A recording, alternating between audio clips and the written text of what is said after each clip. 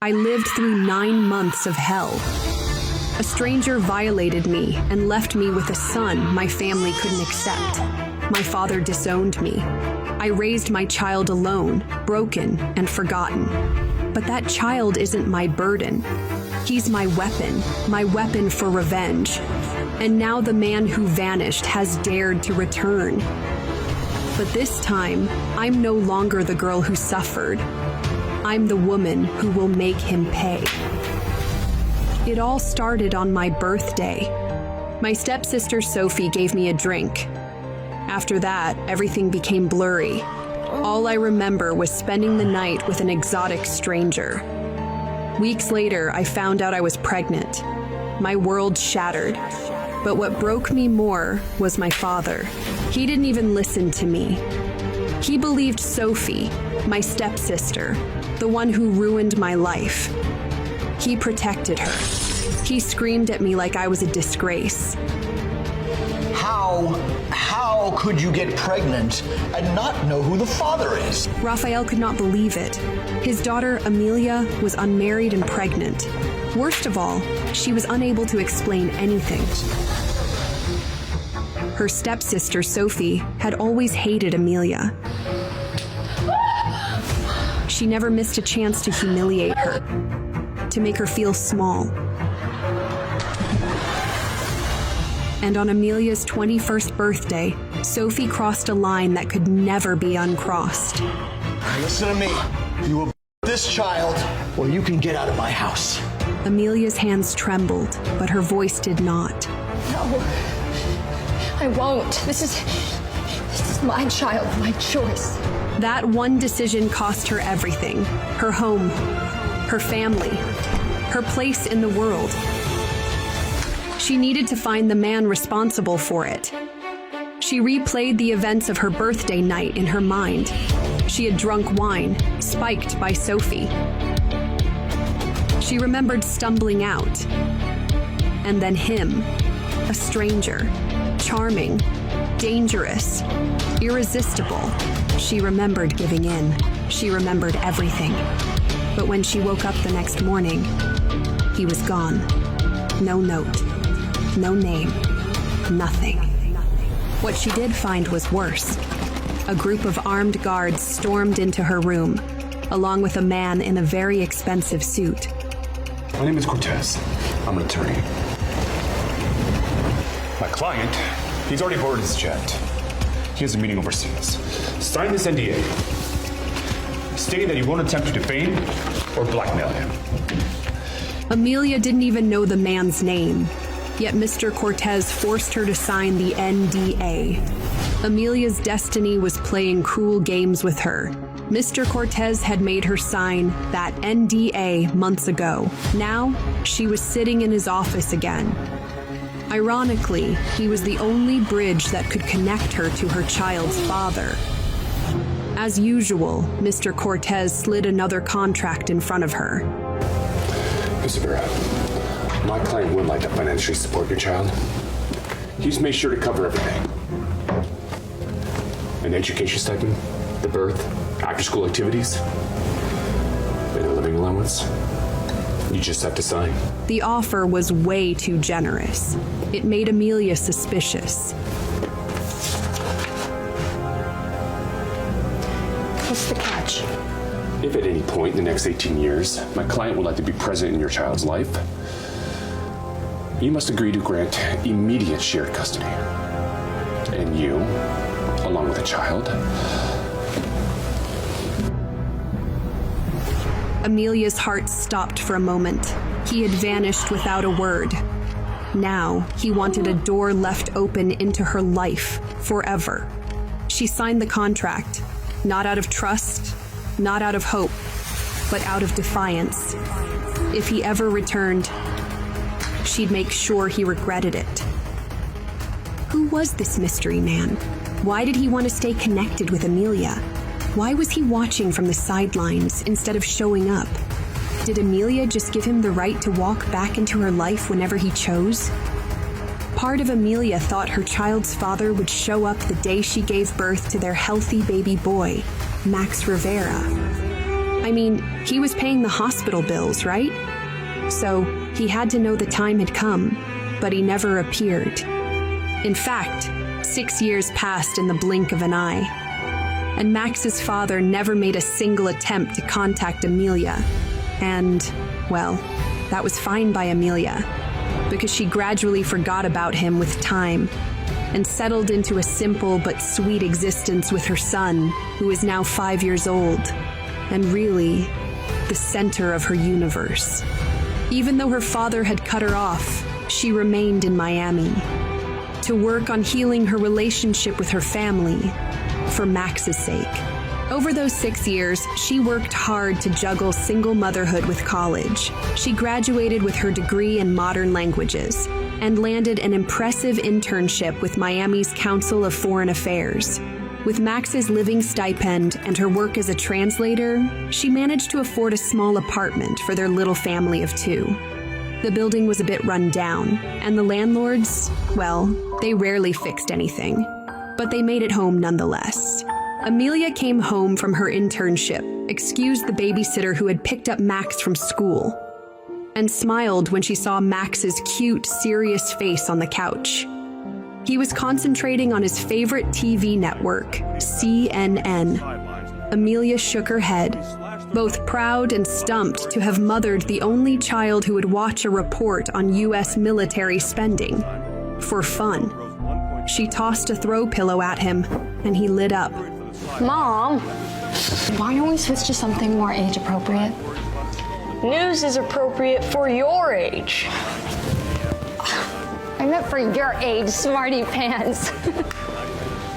Hey, Amelia snapped the remote, and Max spun around. Look, silly animals. Mom, that's for babies. There was nothing more humbling than being dissed by a 5-year-old, and Max humbled her daily. Amelia often questioned who the adult was in this relationship. Somewhat, she gave birth to a tiny intellectual with a high IQ. But she felt lucky to have a son so sensible and well-behaved, though stubborn as a bull. Amelia tickled Max, and he giggled despite himself. Give your mom a break. It's been a rough morning, and silly animals help me in distress. Max surrendered. As much as he liked to poke fun at his mom, he loved her fiercely. They were 2 peas in a pod. For the last 5 years, it had been the 2 of them against the world. Just then, Amelia was interrupted by a notification on her phone. Oh, shoot. The ramen's here. You got us ramen? Your favorite. I'm gonna go get it. Stay here and don't open the door for anyone, okay? If the delivery guy is handsome, ask him to be your boyfriend so then we get free takeout forever.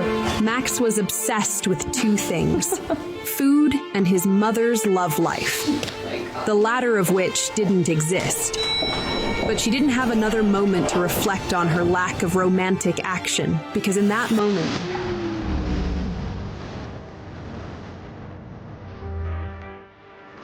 the power went out.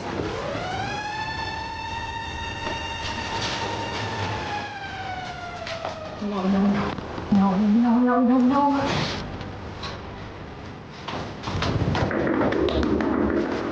Can anybody hear me? I'm stuck in the elevator.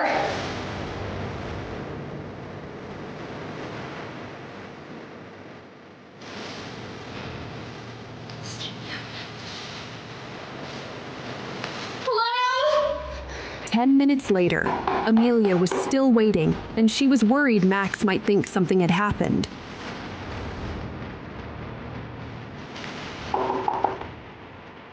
Finally, the power turned back on.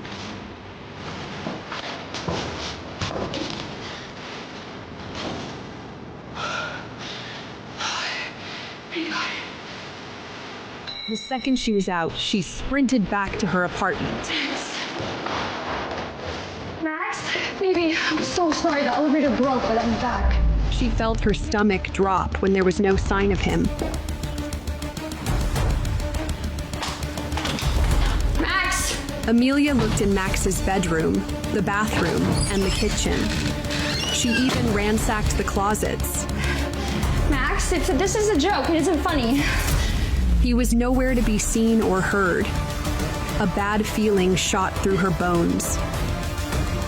Max, if you're hiding, please come out.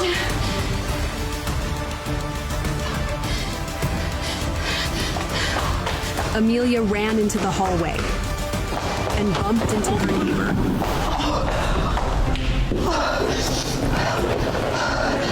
Oh my God.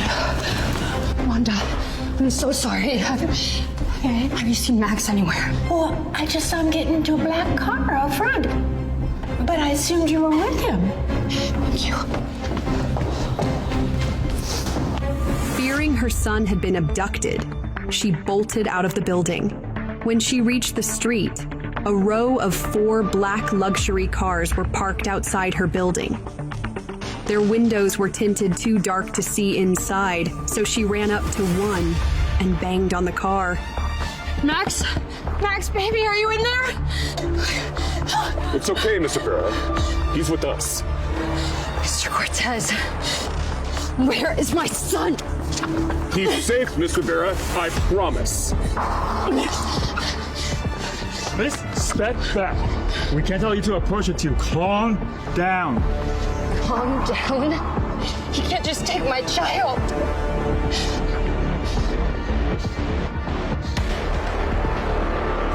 Amelia suddenly felt like she was reliving the morning after her night with Max's father, the night that changed everything.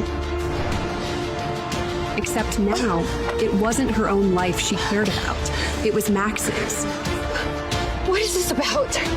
Bring me to my child now, or I'm going to call the police. Let's not waste their time. His father wanted to meet him, and you are legally obliged to let that happen. I'm sorry, did you just say his father? Her mind was in chaos. She had always hoped Max's father would appear one day, just so she could slap the jerk and settle the score from 6 years ago. But she never thought he'd be so brazen as to do this. The worst part was, the bastard had her son trapped in a car, and she still had no clue who the hell this man was. Little did she know, his true identity would be something beyond her wildest dreams. Max, meanwhile, was confused. Who were these strangers, and why were they dressed so funny, like characters from an old crime show? Hey, Victor. What's wrong with the kid? He's just a little shaken up. Apparently he bit the guard who took him. Okay, I told them to invite him into the car, not abduct him. Then let me go home, mister. My mom's gonna be mad, and you really don't want to see her mad. Hey, Max. We're not gonna hurt you. I'm Javier, and this is Victor. So, can you tell me anything about your father? He's dead. Good. Javier flinched at the sentiment. Had Amelia really let Max believe he was no longer alive? What if I told you that I'm your father? Wouldn't that make you a ghost? No, I'm very much alive, as you can tell. Wouldn't you want a father that's alive and around? My house has a pool, a basketball court. I even have horses. You like horses? Your house does sound cool, but my mom would be sad if I went without her. Can she come too? Sir, emergency call from VP. Very well. I'll take the town car. Leave this one here. Max. I hope to see you again very soon.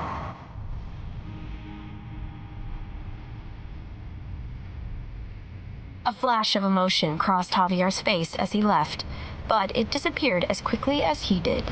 As Javier raced off to an important meeting, Amelia was finally reunited with her son. Oh, God. Thank God you're okay. I'm so sorry, sweetie. Oh, my God. As his mother embraced him in the back of the limo, Max couldn't stop wondering if that man was actually his father. Miss Rivera, On behalf of my boss and myself, I apologize for the misunderstanding. We did not mean to cause you distress. Oh, he didn't, did he? He just thought he'd take my son from our home while guards helped me back by force.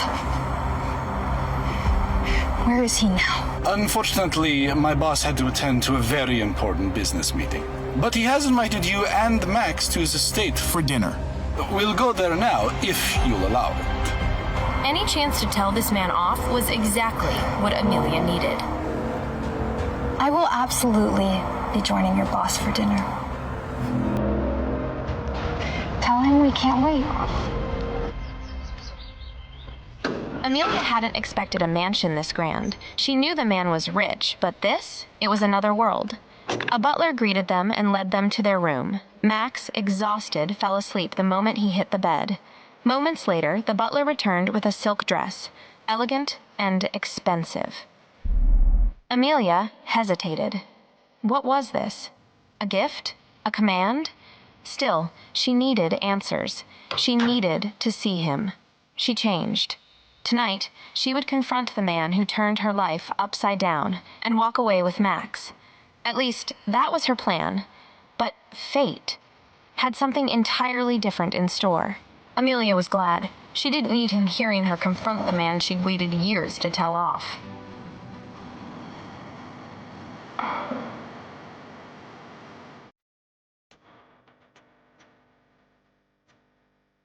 But just as she took a sip of wine to calm her nerves, the butler popped his head back in.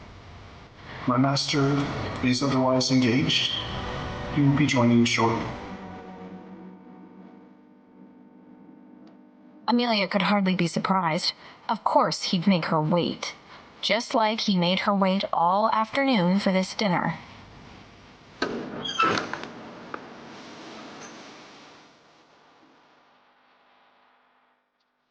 When the door opened, there was no doubt in Amelia's mind. It was him. The man from that night. As he neared her, Amelia couldn't help but feel disarmed. How could someone who behaved in such vile ways look so good? Hello, Amelia. It's good to see you again.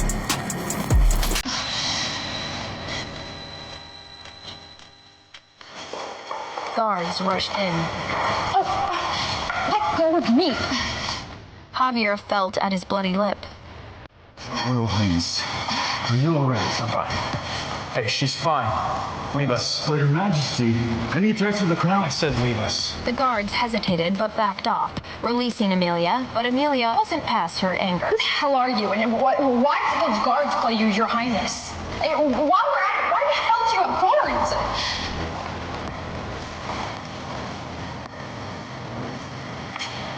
I'm Javier Calderon, Crown Prince of Spain. Right, and I'm Mia Thermopolis, Princess of Genovia. Stop playing games and tell me who you really are. Javier walked to the head of the table and took a seat. He liked testing Amelia's patience.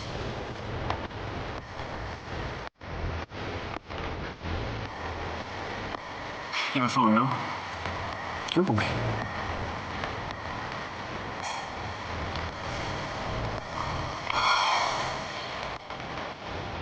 After a momentary stroll, Amelia realized he was telling the truth. Every paparazzi shot of Prince Calderon of Spain looked exactly like the man seated before her. Did you find anything? I found... If you bow, I might pardon you. But I should let you know we do have a dungeon on the premises. You want to get slapped again? If you're Spanish royalty, what are you doing in the States? I'm here on a defense project. I serve as the ambassador. All right, then. Prince Calderon, what do you want?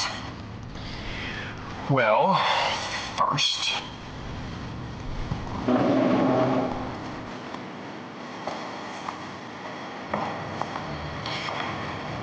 I'd like you to sit and have dinner with me. Yeah.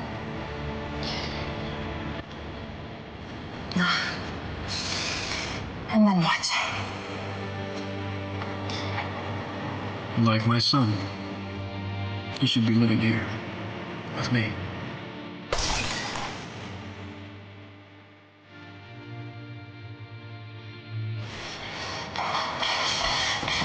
Hey! You have no right. You abandoned him, and now you want to walk back in and wreck our lives. Take it. Here. I never abandoned him. Until a week ago, I didn't even know Max existed. Peering into Javier's eyes, Amelia tried to make it make sense in her mind, but it didn't compute. You pay child support every month. Hey. No, I don't. Someone else does. I met with your lawyer. Mr. Cortez was working for someone else. I was never informed that you were pregnant. I never saw the contract. If you had known 6 years ago, what would you have done? Look, things were different for me back then. I'd like to think I'd be doing exactly what I'm doing now. Is Max going to be safe?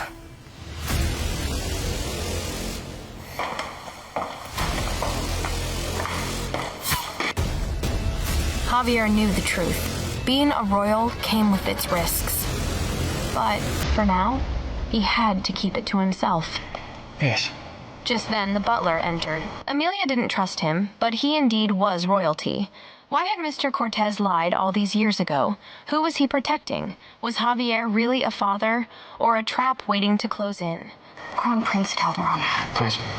Shh. Call me Javier. If this conspiracy is true, it's unfortunate that we're both tangled up in this, but Max is all I have. You, on the other hand, have everything. I'm not gonna take him from you. But I read the contracts, and technically, you're both contractually obligated to move in. So now you're trying to use the contract to force... No, I'm not forcing you, but Max, on the other hand, he's moving in. He's my son. You can't remove a child from the only home he's ever known. You've had him for 5 years. It's my turn. Maybe lost time is your karma. For seducing a girl on her birthday and vanishing the next morning, you don't get to call the shots just because you're a prince. It might have been that way your whole life, but not now. And not with Max. You know, kids, they adapt. His life would be so much better here. I'm not sending Max to live with some stranger, not unsupervised. I'm sorry, stranger? We actually know each other very intimately, Amelia. The memory flooded in, buried for years. Now, suddenly vivid and clear. That was the most intimate she'd ever been. With anyone. Oh yeah, I agree with you. Max shouldn't be going unsupervised. Oh, so... you agree? Yeah, you can move in too. I think he should be raised in a two-parent household anyways. That's not what I meant. Didn't you just say he deserves best? I don't see a problem with that.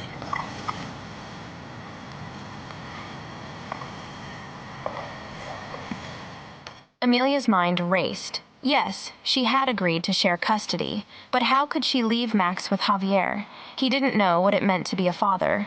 What if Max was in danger? Moving in with Javier was the last thing she wanted, but did she even have a choice anymore? I should go. Wait.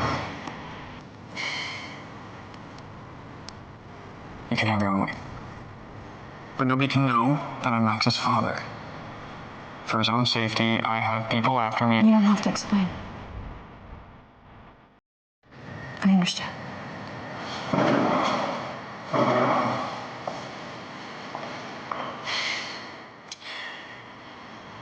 Good night, Amelia. It's good to see you again.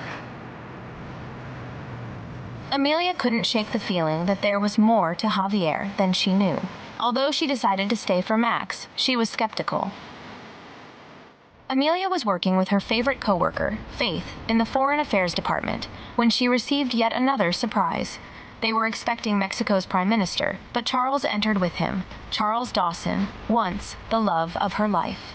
That's your ex. Didn't know you played for the big leagues, babes. He's hot. Okay, I don't even know where to begin with the comeback. Girl, please save your breath for the steamy makeup sex. Faith? Am I wrong? Now that he's interning for the UN, you all are going to be seeing a lot of each other. He lives here now. Her ex had moved back the same week she moved in with her son's royal dad. The timing was terrible. She wondered what kind of sick joke the universe was playing on her. You're acting weird. Spill. Are you seeing anyone? No. And if I was, you'd be the first one to know. Do you still have feelings for Charles? Even if I did, it deserves to be with someone with less baggage. Hey, my godson is the cutest 5-year-old ever. Any man would be lucky to be his stepdad. But I would still like to find Max's real dad and beat him to a pulp for ruining your relationship with Charles. I'd like to see that. She could only imagine Faith's reaction when she found out the man she wanted to murder was a Mediterranean prince. Oh my God, wait. Javier Calderon. Amelia felt weak. What? Did Faith know she'd moved in with him? How did you... Girl, you don't know about Spain's hot, young prince? He's hosting the gala tonight. Can you believe it? Amelia exhaled. Her secret was still safe. Apparently, he's gorgeous. Okay, we have to make sure we look gas tonight. What are you wearing? Since it's a work event, I figured slacks and a blazer. Slacks? What are you not hearing? Hot, young, foreign, royal. And most importantly, so will Charles. Amelia's heart fluttered. She had planned to blend into the background of the event. Listen, I have the perfect outfit for you to wear. I'll drop it off to you after work. Knowing Charles and Javier would be at the same gala as her in under 12 hours made her want to vomit. But work was work. She had to go.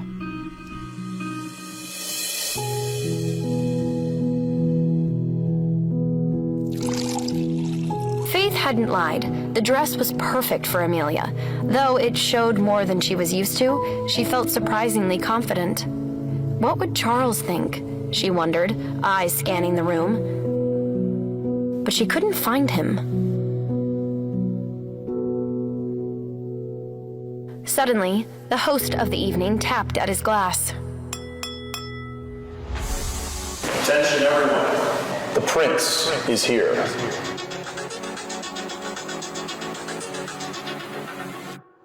It was strange for Amelia, seeing the man she once spent the night with now idolized by the world. How did a nobody like her end up in his orbit? Back then, she had no clue what his future held in store. Get it together, Amelia. Amelia had never seen him in a tux before. He looked dashing, debonair, maddeningly perfect. But she stopped herself.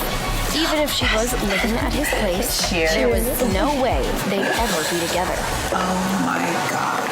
He's even hotter in person. Stop oogling the man. We came here for work, remember? And what fine work it is. Suddenly, Javier started walking their direction. No Amelia way. panicked. What if Faith saw the resemblance between Javier and Max? But Javier walked right past them without a glance. He's not the flirt I was hoping for. He's probably just working the room. Come on, let's get what we came here for.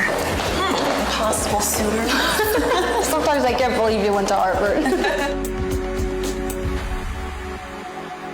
After several hours working the room with foreign diplomats, Amelia finally had a moment to herself. But it was short-lived. There he was, the man she'd hoped to run into all night. This was the first time they'd spoken since they'd broken up. Hey. Hey, yourself. We used to be more eloquent. Yeah. I got us in the same room back then, and we couldn't keep our mouths shut until we started dating, and then our mouths were occupied with other things. Oh, sorry, that came out wrong. It's okay. You look really beautiful tonight. Thanks. It's a little more flashy than I'm comfortable with. You look good too. And interning at the UN, it's impressive. Looks like New York is really treating you well. 1,000 unsaid thoughts flickered between them. Then, suddenly... There you are, Charles. Amelia knew that voice anywhere. It was her stepsister, Sophie. The one who had drugged her that night.